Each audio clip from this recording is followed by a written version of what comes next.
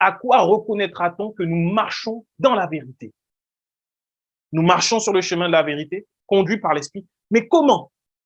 Comment on va reconnaître, nous premièrement, mais également le monde, puisque le monde attend avec un ardent désir la manifestation des fils de Dieu. Comment le monde va reconnaître que nous marchons dans la vérité?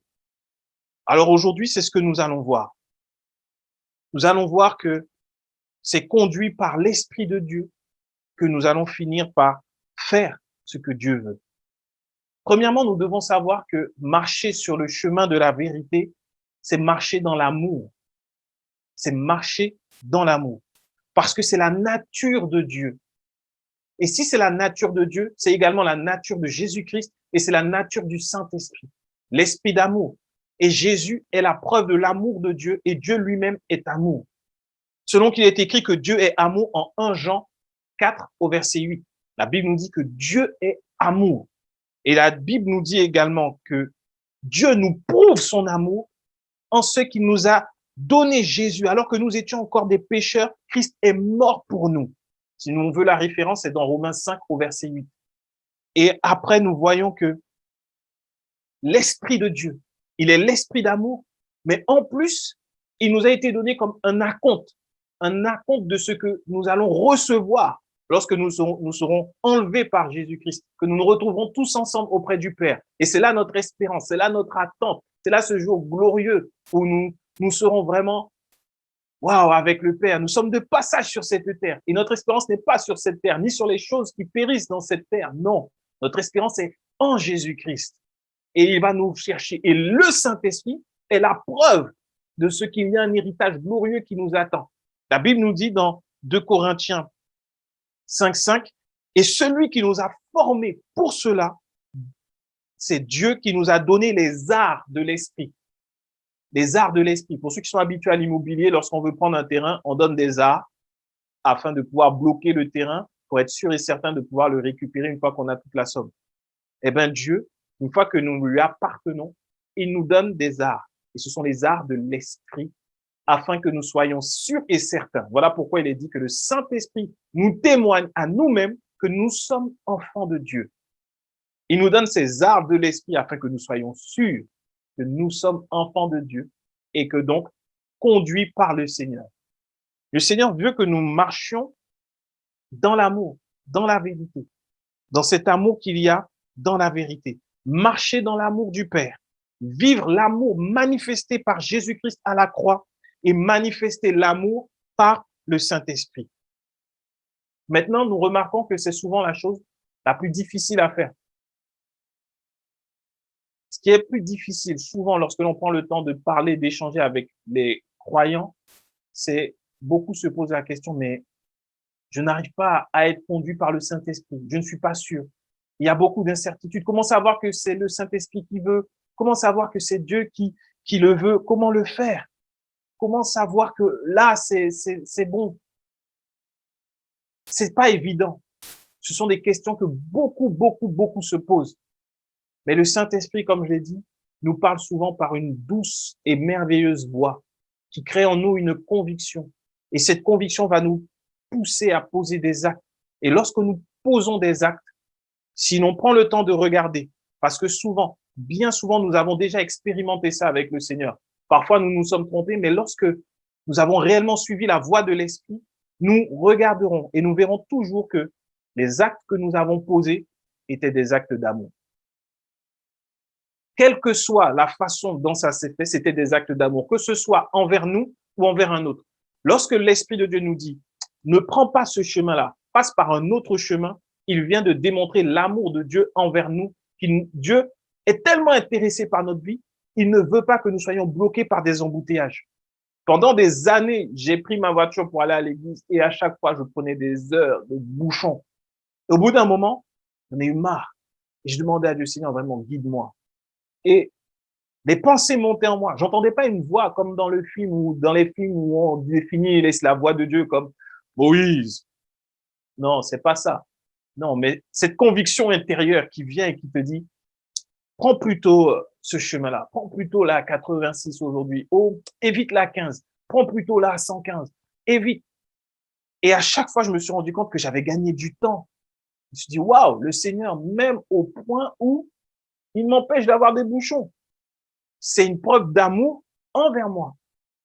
Ou d'autres fois, nous avons cette preuve d'amour manifestée lorsque le Seigneur nous met fortement à cœur d'appeler quelqu'un. On ne sait pas pourquoi. Mais beaucoup de témoignages et beaucoup témoignent de ce que ils ont reçu un appel de quelqu'un et où ils étaient sur le point de se suicider, sur le point de mettre fin à leur vie et cet appel les a sauvés. C'est la preuve de l'amour. Donc les actes que l'Esprit nous pousse à faire, nous pousse à poser, ce sont des actes d'amour. Toujours, toujours. Voilà comment on va commencer à reconnaître que là, si l'acte qui te vient à cœur, si ce qui te vient à cœur n'a pas pour conséquence l'amour, et nous verrons les différentes formes que peut prendre l'amour. S'il n'a pas pour conséquence l'amour, alors là, tu peux remettre en question ce qui t'inspire. Si l'acte qui te vient à cœur, alors que tu as un manque, que tu as besoin, que tu as un besoin, si l'acte qui te vient à cœur, c'est va voler, tu peux être sûr et certain que ce n'est pas l'Esprit de Dieu qui te conduit. Parce que Dieu ne peut pas te conduire à voler. Voler va faire du mal à celui à qui tu voles. Donc, ça n'a pas pour résultat l'amour. Il faut être conscient que c'est pas l'amour que l'Esprit va nous conduire. Et il va nous emmener à manifester l'amour. Pourquoi? Regardons Jean 13 au verset 35. C'est important. Jean 13, verset 35. À ceux-ci, tous reconnaîtront que vous êtes mes disciples si vous avez de l'amour les uns pour les autres.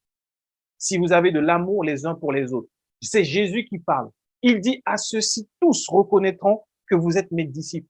On reconnaîtra que nous sommes des enfants de Jésus-Christ, des enfants de Dieu, par l'amour que nous aurons les uns envers les autres, que nous aurons également pour notre prochain, celui qui est proche de nous, qu'il soit en Christ ou non. C'est à cet amour. Beaucoup veulent dire, moi je crois en Dieu, je crois en Jésus-Christ, je vais à l'église, écoute bien, mon église est bien. Mais il a un sale caractère. J'ai déjà connu des personnes comme ça, où les personnes font, à l'église, ils ont une image, ils ont une façon d'être et derrière, ils sont différents. C'est troublant et perturbant. On reconnaît quelqu'un qui marche dans la vérité par la manifestation de l'amour qu'il a. On reconnaît quelqu'un comme étant disciple de Christ par l'amour. À noter que Jésus n'a pas dit qu'on reconnaîtra que vous êtes mes disciples par votre sainteté. Non. Il n'a pas dit qu'on reconnaîtra que vous êtes mes disciples par votre façon de prier, ou encore par votre sanctification, ou encore par votre capacité à lire la Bible tous les jours, ou par votre capacité à être généreux. Non, ce n'est pas ça. Toutes ces choses sont bonnes. Je ne dis pas qu'il ne faut pas prier, il ne faut pas lire la Bible, il ne faut pas être généreux. C'est bien. Mais ce n'est pas à ceci, ce n'est pas à ça que l'on reconnaîtra que nous sommes des disciples de Jésus-Christ. C'est à l'amour. C'est à l'amour. Mais ce n'est pas un amour naturel. Ce n'est pas l'amour facile que l'on peut avoir envers nos enfants ou envers les personnes qui nous font du bien, envers nos amis. Non, on ne parle pas de ce type d'amour. On parle de l'amour que Jésus lui-même a manifesté. On parle de l'amour que Christ a manifesté sur la terre. Jésus, pour manifester cet amour, a dû dépendre du Saint-Esprit, a dû être conduit par l'Esprit, a dû être guidé par l'Esprit. La Bible nous dit qu'il est venu comme un simple homme. Il n'est pas venu comme étant Dieu, il est venu comme un simple homme. Il a revêtu un corps mortel. Il est venu comme un serviteur. Jésus est venu comme nous sur la terre. Et il a dû être rempli et conduit par l'Esprit pour manifester l'amour. Alors si aujourd'hui, nous voulons réellement marcher dans la vérité, quoi qu'il arrive, nous devons nous assurer que nous sommes comme notre maître. Parce qu'il est écrit que tout disciple accompli sera comme son maître. Il ne sera pas différent. Si Jésus ne l'a pas fait, tu ne peux pas le faire. Tout disciple accompli sera comme son maître. Et Jésus a premièrement manifesté l'amour de Dieu envers ses enfants. Jésus n'est jamais passé à côté d'un indigent sans le considérer. Jésus n'avait aucune considération pour les religieux de l'époque. Il n'avait aucune considération et il ne perdait pas son temps avec ceux qui se pensaient arrivés et justifiés par la loi. Jésus prenait son temps avec ceux qui étaient rejetés. Nous, aujourd'hui, souvent, on aime juste rester entre nous. C'est bien d'être ensemble. Mais lorsque nous sommes dehors, manifestons cet amour. Le croyant, l'enfant de Dieu devrait être le premier à aller vers ceux qui sont rejetés. Mais souvent, on a peur parce qu'il y a une mentalité qui fait que, ah non, si tu vois la personne est dans ce cas-là, c'est parce qu'elle est chargée de démons. Fais attention, si tu vas y aller, les démons vont t'attaquer en retour. C'est complètement faux. Tu es en Jésus-Christ. Le sang de Jésus a coulé pour toi. Tu es dans le Christ. Tu es littéralement dans le Christ. Celui qui a détruit les œuvres du diable, celui qui a renversé toute la puissance de l'ennemi. Et tu vas me dire que si tu vas manifester de l'amour à quelqu'un qui est désœuvré, à une prostituée, à un mendiant, à un voleur, à un menteur, alors si tu le fais, le même démon peut venir t'attaquer. Mais c'est un mensonge du diable pour faire que nous ne soyons pas disciples de Christ, mais que nous soyons disciples des hommes, des êtres humains, de faire comme les êtres humains. Il est normal pour les êtres humains de passer à côté des rejetés. Et encore, nous voyons que dans la société, il y a beaucoup de solidarité. Nous avons vu avec cette période que la solidarité a grandi envers beaucoup et qu'on essaie, surtout quand il fait froid dans les pays froids, de ne pas en laisser sur le côté. C'est l'amour que les hommes peuvent montrer. Nous, l'amour que nous allons montrer va encore plus loin que de juste couvrir. C'est déjà bien de couvrir celui qui a froid. Mais nous, en plus, nous lui partageons la vie. Nous lui partageons Jésus-Christ sans aucun jugement, comme Jésus l'a fait. Et nous, ce que nous recherchons, ce que nous voulons, c'est être enfant de Dieu, être disciple de Jésus-Christ. Le monde entier, avec un ardent désir, attend que nous puissions manifester cet amour. C'est ce que Dieu nous demande en priorité. C'est ce qu'il nous demande en priorité. Il ne nous demande pas, premièrement, chasser les démons, après, guérissez les malades, après, par la foi, briser les montagnes. Non, il nous demande premièrement de manifester de l'amour. Parce que c'est à cet amour-là, et uniquement à cet amour-là, que le monde reconnaîtra que nous sommes enfants de Dieu. C'est uniquement à cet amour-là. Et cet amour, comme je l'ai dit, nous allons pouvoir le manifester sans aucun effort. Sans aucun effort. Par le Saint-Esprit, juste par la foi. Juste par la foi. Le fait de croire, par le Saint-Esprit. Il nous faut comprendre que nous sommes, pourquoi je dis sans aucun effort? Parce que nous sommes les branches d'un arbre. Vous voyez, derrière l'image, c'est l'image de fruits sur un arbre. J'ai pris cette image exprès pour que l'on puisse bien comprendre l'illustration du jour. C'est que ce fruit, il n'a pas cherché à pousser par ses efforts. Il est attaché à une branche et cette branche elle-même n'a fait aucun effort pour manifester ce fruit. Ce que la branche a fait, c'est qu'elle a reçu les forces et les nutriments qui se trouvent dans le tronc de l'arbre, qui lui-même a ses racines en terre. Nous sommes des branches rattachées à l'arbre qui est Jésus-Christ. Il est l'arbre de vie. Nous sommes ces branches. Et si un arbre ne fait pas d'effort, une branche, ne fait pas d'effort pour porter du fruit, à combien plus forte raison, nous, enfants de Dieu, nous n'avons pas d'effort à fournir pour manifester le fruit que Dieu a déposé en nous par son amour.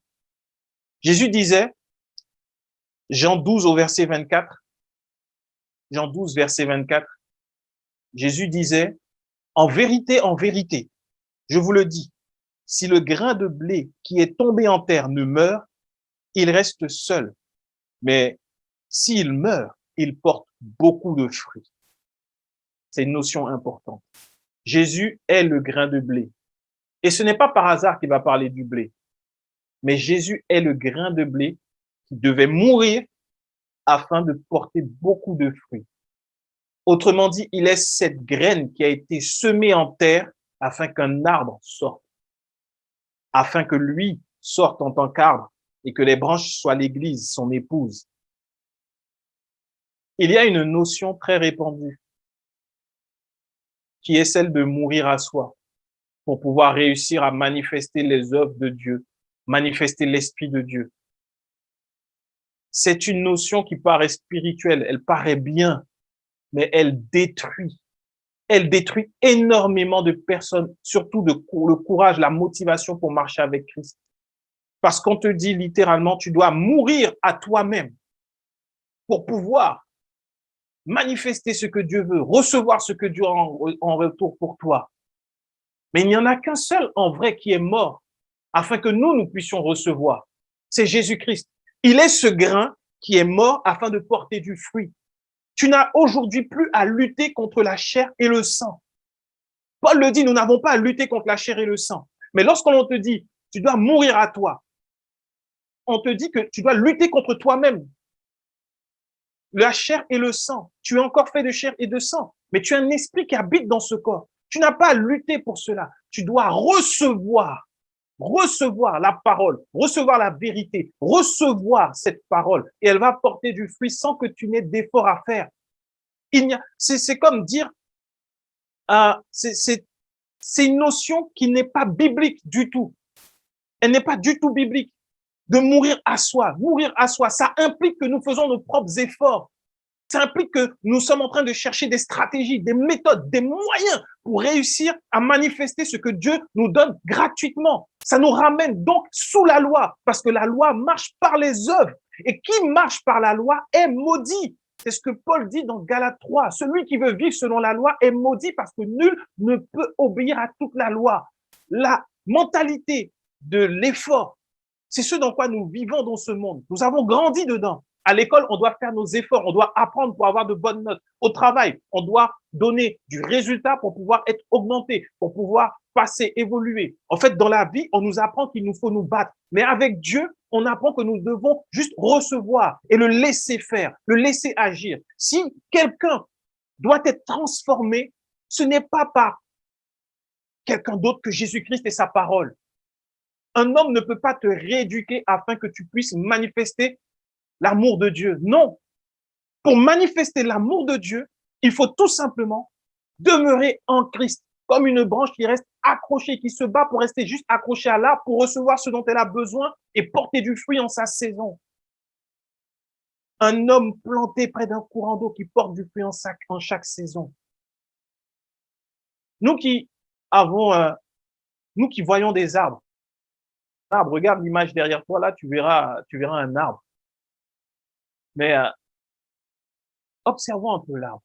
Pendant que je préparais ce message, je suis allé parce que je ne connaissais pas le fonctionnement des arbres. On a tous une idée. Donc, j'ai pris du temps pour lire un peu ce qu'il disait. Et l'arbre, un arbre, on peut le voir très grand, mais sa force vient de ses racines, qui sont presque tout aussi grandes que l'arbre. Plus l'arbre est grand, plus ses racines sont grandes et étirées. Et les racines vont pomper de l'eau, énormément d'eau. Plus l'arbre est grand, pomper l'eau et à partir du tronc, répartir dans les branches les nutriments. C'est le travail du tronc. Et c'est Jésus-Christ, le tronc dans lequel nous sommes enracinés. Nous sommes plantés, nous sommes connectés, nous sommes liés en Jésus-Christ uniquement par la foi. Et une fois que ces nutriments arrivent, les branches prennent ces forces-là et vont donner du fruit. Sans aucun effort, nous sommes ces branches-là. Tout ce que les branches ont à faire par leurs feuilles, c'est de recevoir la lumière. Et j'étais juste émerveillé quand je me suis dit, waouh, les branches doivent juste recevoir la lumière.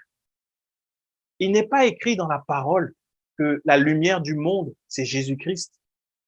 Tout ce que nous avons à faire pour porter du fruit, c'est recevoir la lumière du monde, la lumière de Jésus-Christ, qui lui va se battre maintenant, lui qui est à la place, à la droite du Père, il est en train d'intercéder pour nous afin que dans nos vies, nous puissions recevoir constamment. Voilà pourquoi nous sommes constamment imputés à justice, Jésus-Christ prie sans cesse, il intercède pour nous afin que nous puissions recevoir. Il fait son travail en tant qu'arbre majestueux, magnifique. Il fait son travail d'aller chercher auprès du Père, de prendre auprès du Père. Il nous avait promis premièrement le Saint-Esprit. Il est parti. Nous avons reçu le Saint-Esprit. Après, aujourd'hui, maintenant, il nous promet d'être avec nous, de nous garder, de nous protéger, de nous donner de la santé, de nous donner la force, de nous donner l'abondance, de nous donner la paix, de nous donner la joie. C'est son travail. Il le fait. Il le prend auprès du Père. Il le prend auprès du Père. Et nous, en tant que branche, nous devons juste recevoir en restant juste connectés à Jésus. Ce qui est impressionnant, c'est que parfois sur les arbres, il peut y avoir un coup de vent. Et le coup de vent va briser des branches qui ne seront plus connectées à l'arbre. Et l'arbre de lui-même va faire une auto-élague. Il va élaguer lui-même, pardon, hein, j'ai loupé le mot. Il va élaguer lui-même. C'est-à-dire qu'il va enlever les branches qui sont mortes de peur que ces branches ne soient finalement des obstacles pour que les autres reçoivent les nutriments.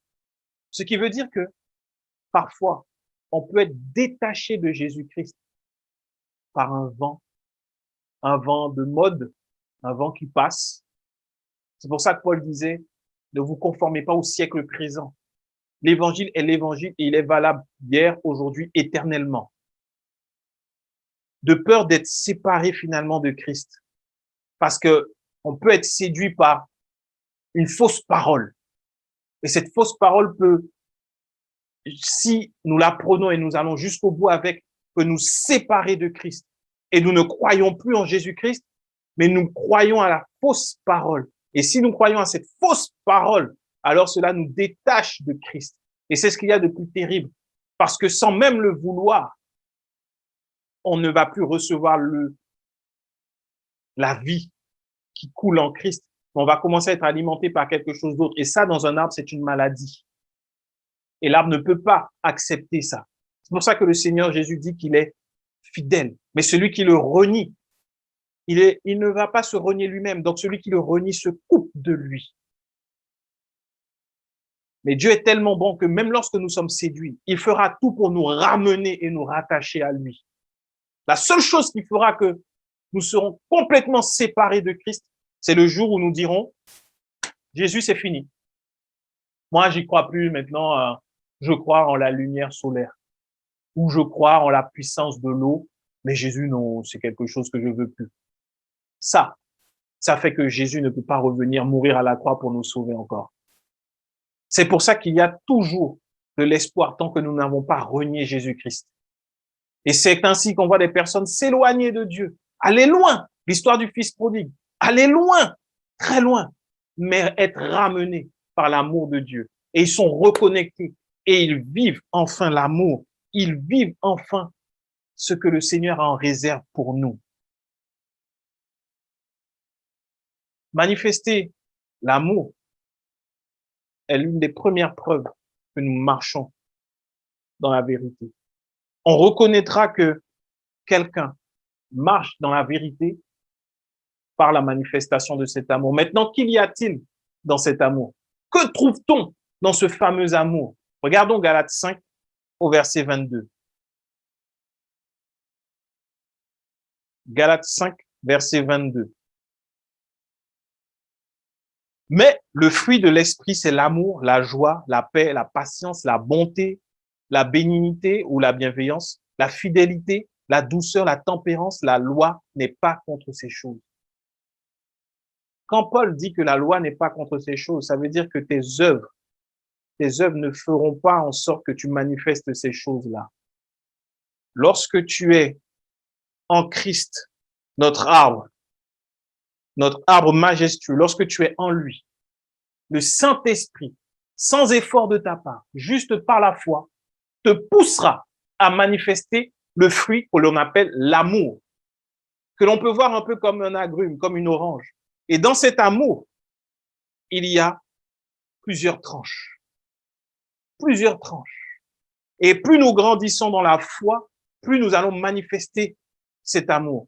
On reconnaîtra quelqu'un qui est en amour, qui est dans la vérité, parce que ce sera quelqu'un qui désormais va manifester de la patience de Christ. Dans l'épreuve, dans la difficulté, il n'abandonne pas, il ne lâche pas. Là où beaucoup auraient abandonné, là où beaucoup auraient dit, je ne peux plus, je n'en peux plus, je ne veux plus, comme Joseph. Joseph jeté dans le puits, vendu comme esclave, mis en prison, une patience surhumaine, une patience qui n'est pas naturelle. Alors tu vas reconnaître quelqu'un qui marche dans l'amour lorsque tu verras que il passe à travers des moments difficiles, il passe par la maladie, il passe par un moment de manque, mais il est là et il reste accroché à Dieu, sans se plaindre, sans dire mais si je savais, j'aurais pas dû croire, j'aurais pas dû faire ci, j'aurais pas dû faire ça. Lorsque tu reconnais, tu vois quelqu'un qui manifeste cette patience, alors tu peux être sûr que là, cette personne-là, elle est en train de marcher dans la vérité.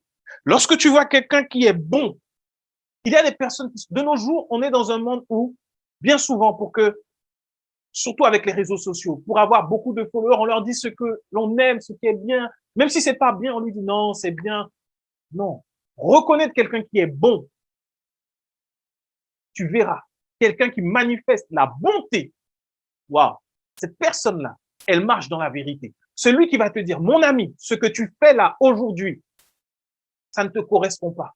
Il va te le dire avec douceur, avec amour. C'est celui qui ne va pas hésiter à te dire, pardon, pardon. Mais là, je ne suis pas avec toi parce que tu vas droit dans le mur.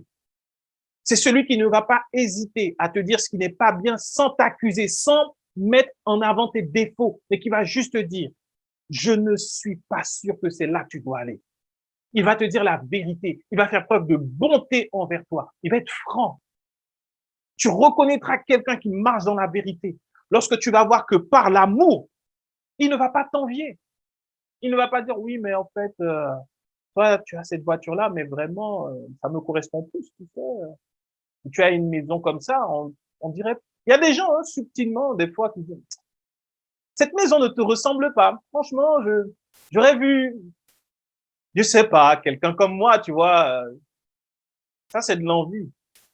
Mais on reconnaîtra vraiment celui qui marche dans la vérité de la parole de Dieu. Nous sommes toujours sur cette même thématique. Celui qui marche dans la vérité de la parole de Dieu n'aura aucune forme d'envie. Tu as une belle maison, tu as un grand palace, il va bénir le Seigneur pour cela. Tu auras une voiture neuve, il va bénir le Seigneur pour cela. Et il va être sincère, il va se réjouir réellement avec toi par la parole de Dieu.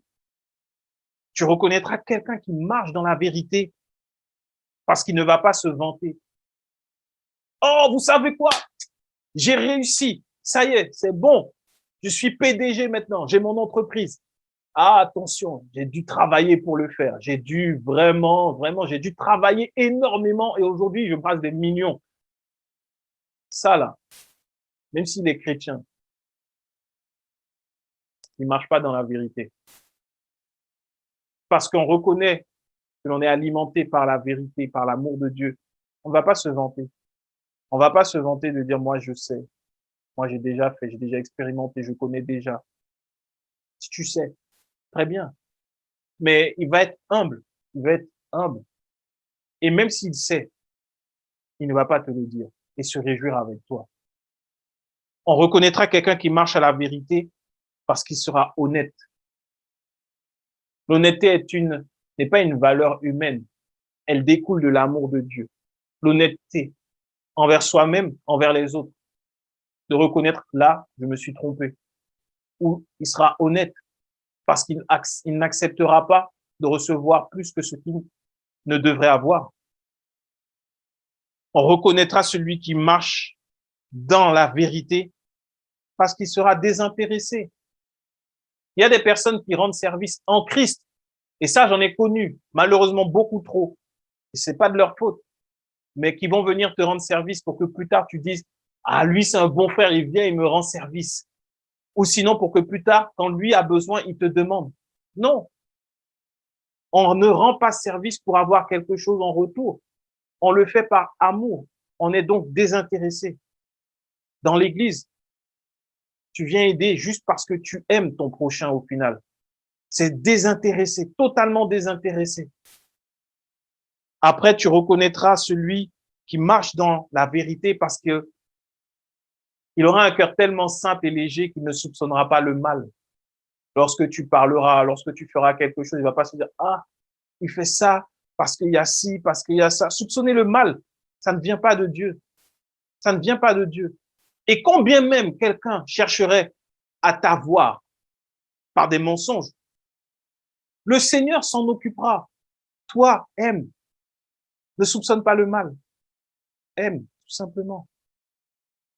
Tu vas reconnaître quelqu'un qui marche à l'amour parce que cette personne, et là, c'est ce qui est très important, aura une capacité surnaturelle à pardonner, à supporter, à accepter.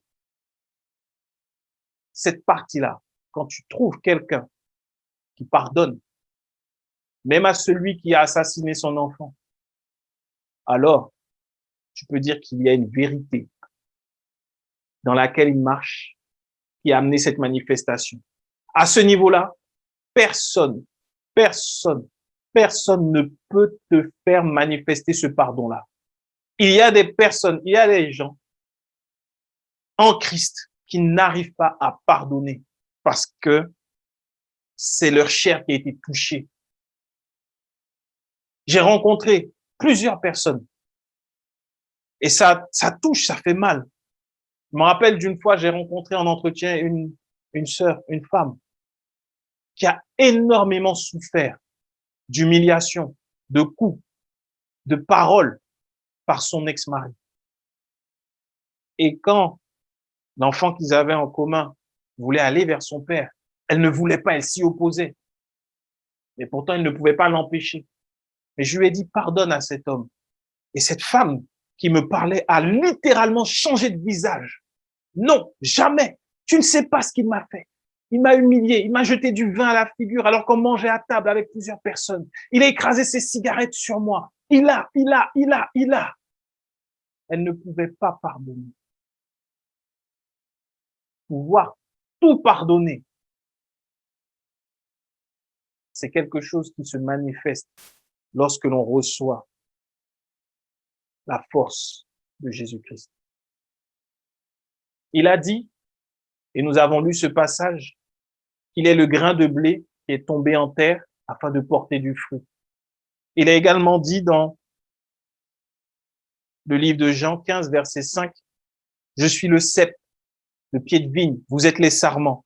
Celui qui demeure en moi et en qui je demeure porte beaucoup de fruits, car sans moi, vous ne pouvez rien faire. » Ces deux passages-là parlent de ce que Jésus a subi à la croix. À la croix, Jésus a eu son sang qui a coulé de son corps. Il a été frappé dans sa chair. Le grain de blé doit être écrasé sous la meule du moulin pour donner de la farine afin de faire du pain.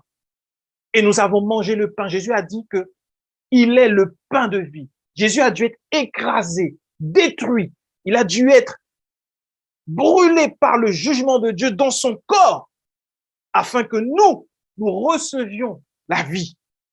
Il est la vigne, il est le cep.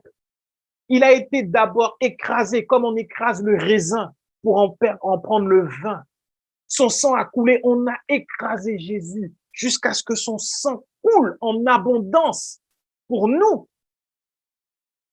Non pas juste pour dire Jésus a fait sa part, moi je ferai ma part, non, mais pour pouvoir dire aujourd'hui, en Jésus-Christ, je crois en son œuvre, je crois qu'il a été meurtri pour moi, je crois qu'il a été écrasé pour moi, afin que je puisse vivre une autre vie, porter du fruit en abondance. Ce fruit, c'est l'amour par le Saint-Esprit, sans effort.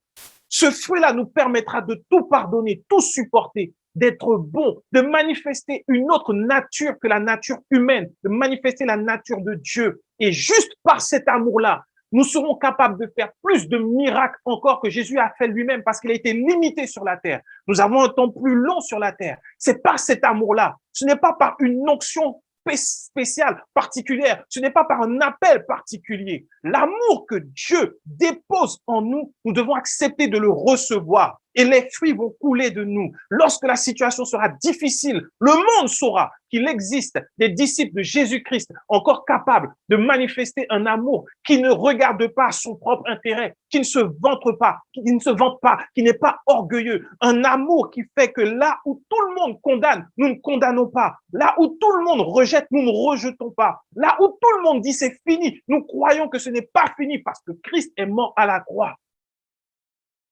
Jésus l'a subi pour que nous n'ayons plus d'efforts à faire. Voilà pourquoi il mérite toute la gloire, parce qu'il a tout fait. Il nous faut comprendre aujourd'hui que nous n'avons plus rien à faire si ce n'est de croire en Jésus-Christ. Tout ce que Dieu veut, c'est que nous puissions combattre le bon, le beau, le merveilleux combat de la foi. Il ne s'agit pas de combat contre les démons. Il ne s'agit pas d'un combat contre sa propre chair. Il s'agit de demeurer ferme en Christ et de croire qu'il est la source de notre vie. C'est tout. Le combat de la foi, c'est le seul véritable combat. Et celui qui se bat pour demeurer dans la foi en Jésus-Christ est celui qui marche dans la vérité. Donc, on reconnaîtra que quelqu'un marche dans la vérité parce qu'il manifeste sans effort le fruit de l'esprit, qui est l'amour. Et également parce qu'il est en train de combattre le bon combat. Et c'est ce que nous verrons dimanche prochain. Le bon combat de la foi. À savoir que ça a été traduit en français par bon combat, mais c'est le beau combat. Pourquoi on parle d'un combat et on dit beau? Pourquoi? Pourquoi Paul dit que ce combat est beau? Mais pour revenir par la manifestation du fruit de l'esprit, Jésus a payé le prix. Tu n'as aucun prix à payer aujourd'hui. Tu n'as aucun prix à payer aujourd'hui. Aucun. Il n'y a aucun, quelle que soit la forme du prix. Quelle que soit la forme du prix. Lorsque tu es animé, rempli de l'Esprit de Dieu et que le fruit sort en toi, par l'amour de Dieu, tu prieras Dieu. Par l'amour que tu as reçu premièrement, tu pourras lire ta parole. Par l'amour que tu as reçu, tu pourras alors faire ce que Dieu attend de toi. Mais ce n'est pas faire pour ensuite manifester, c'est d'abord recevoir et ensuite le manifester. Il nous faut comprendre ça. Beaucoup de personnes cherchent les méthodes, cherchent les clés, cherchent les techniques, cherchent des coachs, des mentors pour pouvoir faire, alors que Dieu nous a tout donné en Jésus-Christ. Nous avons tout pleinement en lui. Justifiés, rachetés, pardonnés. Nos vies sont transformées quand nous acceptons de recevoir la vie qu'il y a en Jésus. Tu ne seras jamais transformé parce qu'on te dit ne fais pas. Tu ne seras jamais transformé parce qu'on te pose des interdits et qu'on te dit en faisant ça, tu recevras ça. Tu ne le seras jamais. Je peux faire une confession des années et des années durant. J'ai donné de l'argent, j'ai semé avec joie, générosité pour toujours être dans la pauvreté. Quand j'ai compris qu'il fallait d'abord accepter ce que Jésus-Christ avait fait, de le voir se manifester en nous, alors ma vie a été transformée. C'était fini. C'est fini. Je ne faisais plus, mais je recevais du Père. Et aujourd'hui, si je suis généreux, si je donne en retour, c'est parce que j'ai reçu premièrement. Je ne donne pas pour recevoir, mais je donne parce que j'ai reçu. C'est là le sens d'une offrande envers Dieu. On ne donne pas en disant, oui, Dieu, si tu donnes, Dieu s'assure de rien du tout. Dieu n'est pas un banquier. Dieu n'est pas un fonds d'investissement qui te garantit un rendement à 1000%. C'est faux. C'est réduire notre Dieu. Parce que Dieu est vivant. Parce qu'en Christ, nous sommes bénis de toutes les bénédictions. Alors, lorsque nous le voyons se manifester en nous sans effort, tout ce que l'on va donner, ce sera juste un témoignage à la gloire de celui en qui nous croyons. Voilà pourquoi nous donnons sur la générosité. Voilà pourquoi nous faisons. Donc, recevoir par la foi l'Esprit de Dieu et se laisser conduire par lui sur le chemin de la vérité pour porter du fruit. Voilà ce que le monde attend. Le monde attend ceux qui manifesteront de l'amour envers les animaux, ceux qui manifesteront de l'amour envers la planète pour qu'elle ne soit pas détruite, ceux qui manifesteront de l'amour envers les prisonniers, ceux qui manifesteront de l'amour envers les enfants, toutes les strates de la société. N'est pas aller prendre des places importantes. Dieu peut faire que nous soyons positionnés. Il n'est pas contre ça. Mais même au niveau où tu es, rien qu'en manifestant de l'amour, tu ne sais même pas à quel point tu peux gagner des âmes. Je finirai avec cette histoire qui est vraie, un récit vrai, sur un homme qui a, en son époque, révolutionné l'Église moderne, mondiale. Paul Yonggi-Cho, le pasteur Yonggi-Cho. Il a grandi, il était malade au bout d'un moment, il était à l'hôpital. Et alors qu'il était à l'hôpital, il a été visité par une femme d'une église. Et la femme est venue et lui a dit, il faisait les visites par amour dans les hôpitaux. Et elle lui a dit, si vous demeurez sur la parole de Dieu, si vous demeurez dessus, alors Dieu va vous guérir. Elle a parlé avec lui, avec douceur, avec amour, et elle est partie. Et ensuite, Il était très malade. On attendait juste sa mort. Il a dit, la dame lui a offert une Bible. Et il a dit, OK, Seigneur, moi je crois. Si elle a dit de demeurer dessus, de m'appuyer dessus, je serai guéri. Il a pris la Bible, il l'a mise par terre et il est monté dessus. Il a dit, bon, maintenant, je veux être guéri. Il a littéralement fait ce que la dame lui avait dit. Et au fur et à mesure, il a été guéri. Guéri. Là où on croyait qu'il allait mourir, quelque temps après, il est sorti de l'hôpital et il s'est converti au Seigneur. Et il a été à l'origine des plus grandes églises en Asie. Et ce qu'il dit, c'est qu'il aurait aimé retrouver cette femme parce qu'il ne l'a jamais pu retrouver. Mais imaginons un peu, cette femme, elle a manifesté de l'amour par la foi. Et un homme de Dieu en est né. Cette femme ne saura peut-être jamais que c'était lui. Mais arrivé devant le Père l'accueillera avec joie en lui disant, regarde, tu as laissé que l'amour coule en toi, regarde ce qui s'est passé sur la terre. Des milliers, des millions d'âmes ont été touchées par le ministère de cet homme. Donc, la création qui attend avec un ardent désir, ce n'est pas une notion abstraite où on va être président de la terre, non.